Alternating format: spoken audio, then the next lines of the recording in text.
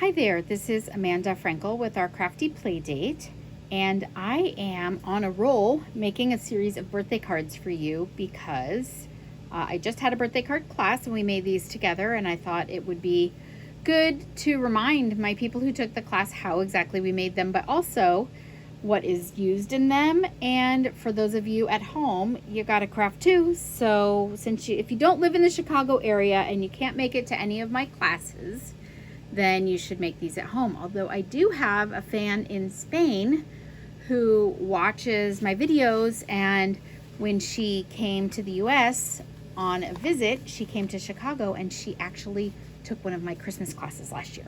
So fun. All right, but for those of you at home, this is what we are making today. Everybody needs a masculine card. My husband is not a couch potato. He is very active, but he is not a fast car guy. He is not a boating or fishing guy. So a lot of the stamp sets that we have had in the past, just really for masculine that are not floral, just really haven't spoken to me for him. But this one, all about him. We like to go to craft breweries together, and so I thought this would be really fun. Let me show you what we're using. This is a new bundle. It's called Brewed for You, and it is a bundle, so there are dies. There are corresponding dies. Well, there's the beer. This is what I used for the beer. It actually cuts it out, but it also puts little bubbles indented in that. It's really cute.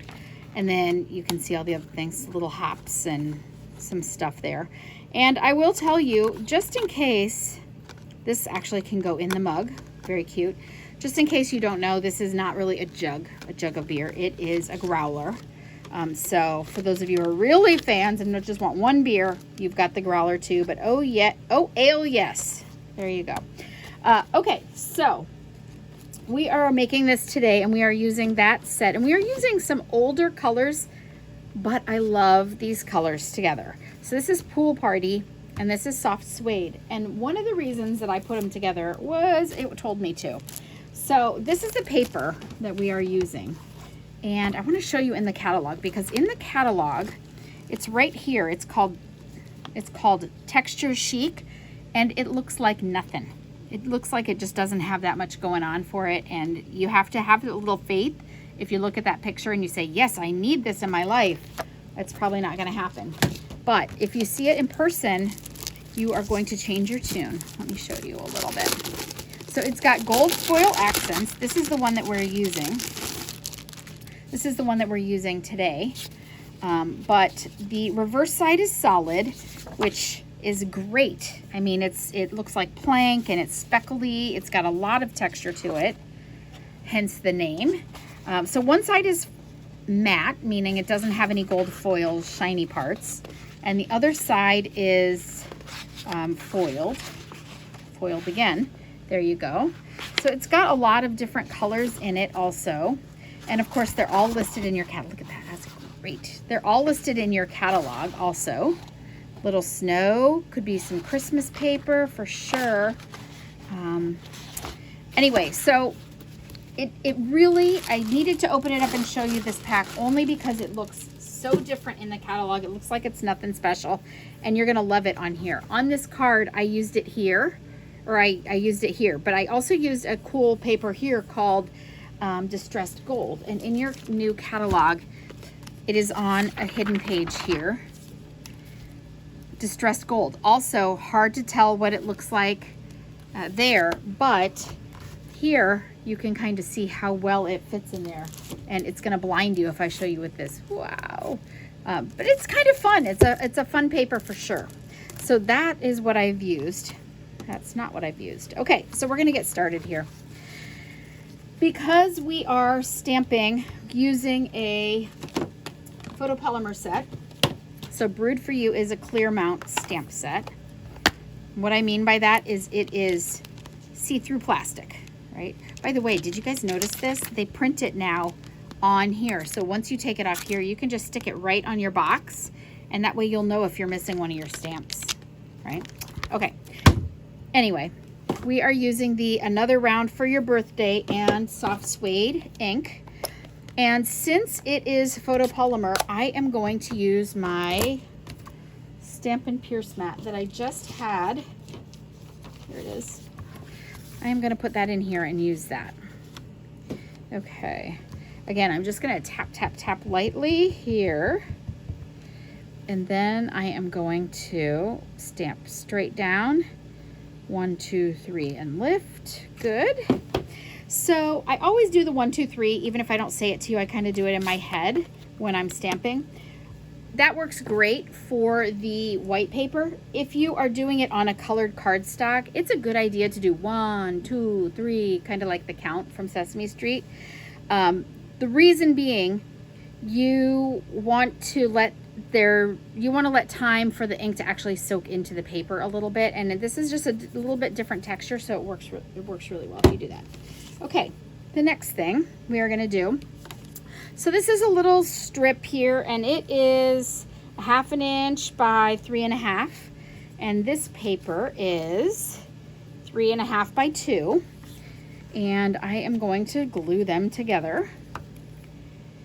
Now, you could put it in the center of this if you like, but I like it off center a little bit. So I'm just going to go here. Okay. Looks good.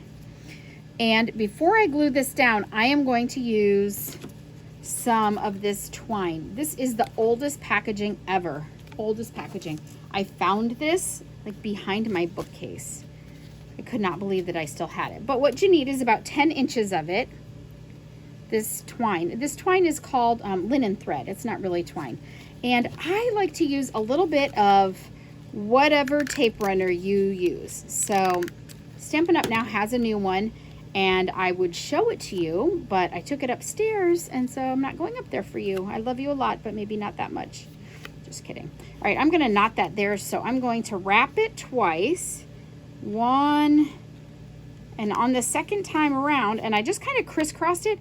The reason that I put that stick on the back there is I've just pressed that in there, and then I don't have to try and hold it while I'm trying to tie it, because that would make you crazy. All right, now I'm going to tie it, which is challenging with these wacky little finger things I've got on.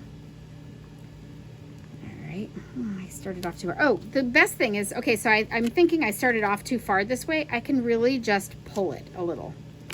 Give myself a little bit more space. So that, 1, 2. Okay, now I can knot it. I have one long end and one very, very short end, and that was not working for me. So 10 inches is about right. In general, I don't cut things off the bolt before I tie it for this very exact reason. But if you were going to make a bunch of them and you wanted to kind of mass produce, you could cut it at 10 inches. That would be fine. That would work for you. Okay, we're going to pretend like it's knotted, and I'm going to make one of my little children knot it for me. Okay, so the next thing that I'm going to do is glue it down, and I am going to glue it right here. I don't have to worry too much about those strings because I had them on stick on the back. Remember, I stuck them, so they're going to stay in place, and now they're stuck down. Okay, and this is going to go right on the card base. Now, this is kind of a fun thing. So generally, well, I'll tell you in a minute. Don't want to get ahead of myself. So this I'm just folding in half. It's my card base, and it's going to be a horizontal card as opposed to a vertical card, which is fine. If it's for Dad and you're just sticking a gift card or some money in there anyway, that works. Anyway, a beer gift card. Does it get any better? Okay, so now for the rest of the things that I have here, I have cut out of different paper. So here is that distressed gold, and I've cut it out. It's hard to see the detail here of the, well, no, it's really not. You can see it there of the little bubbles. That's fine, and it's going to go behind my mug. My mug I cut out of vellum. Vellum is this paper. It's in our catalog that you can actually see through, and I did that because I wanted it to look like a little bit of a frosted mug. And I want to put my beer right behind that.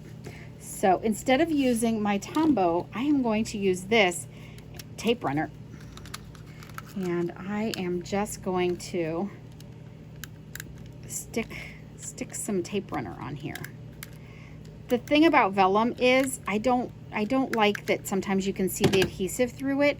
So if you use tape runner, it really doesn't show. So that works out really well. Okay, and now I am going to, my bubbles are going to be on the right because they're going up to the top of the beer. And I'm just going to stick this beer behind on my mug like that. I'm going to pull it over just a touch. Okay, there's my beer on my mug, so that works. Good. And now I can put some dimensionals on the back of the beer. So I am just going to put 2 dimensionals, which is a little excessive. Really, you don't need that many. Throwing these on the floor for later. Okay, you know that later never really comes, right? Only when I absolutely have to do I then cave in and sweep the floor. Okay, there we go. There's my beer. And now for the foam, which all these are dyes in that same set. For my foam, I cut it out of this paper, and it's not quite white. It's called shimmery white. You can see a little sparkle there. I cut it out of shimmery white because bubbles do shimmer just a little bit. And I'm going to stick it on my mug, but this is super tricky. I always like to teach you at least one little tricky trick in my card making. Otherwise, why would you keep watching? Why would you keep watching? All right, so I am going to put some mini dimensionals on here. And then you know what else I'm going to do? I'm going to take a little half of a mini dimensional, which is like a mini, right? A mini dimensional. And I'm going to put it on the edge of the foam over here. Alrighty. Okay, so I'm going to peel off the back of these. And you can see how I placed them on there. And now I am going to use my foam to trap down my mug. So it's going to be running down the edge of my mug, and it's going to be over the top of my mug. And what that does is, if you remember, we only used a little bit of adhesive on the vellum. This actually helps hold that in place. And there you go. And somebody else will tie this who has no nails and all your fingers. So there you go. Oh, I wanted to tell you, I was going to tell you earlier. Normally, when you open any of my cards, it's got a white, especially if it's dark, it's got a white or a vanilla base in here that you can write on. But I just thought, you know what? You can see ink if you write on this color, and it is so much prettier. So that just continues the look of the card. I think if you could add white because you got that there, but I just think that adds so much to it. This panel in here, this pool party panel, and this one also are not standard size panels. So instead of being 4 1/4 by 5 1/2, no, 5 1/4, sorry, 5 1/4 by 4, instead of being 5 1/4 by 4, which would be a normal panel, they are actually 3 3/4 by 5. And the reason that I did that is I wanted more of a frame of the brown around the outside of this color, because I just thought it looked so good together. So there you go. That's all I've got for this card. If you see something you like, all of the items will be below in the description, and you can just click on them and it'll take you right to my store and you can find them there. Or you can always, if you don't have a demonstrator, I would love to be yours, and you can contact me and I will send you a catalog and we can work out your order that way also. Whatever works best for you. If you have not subscribed yet to my videos, be sure that you do so that you don't miss a single chatty thing that I do. I'm going to be making birthday cards for a while, so stop back and see me soon. Have a great day. Thank you so much. Bye-bye.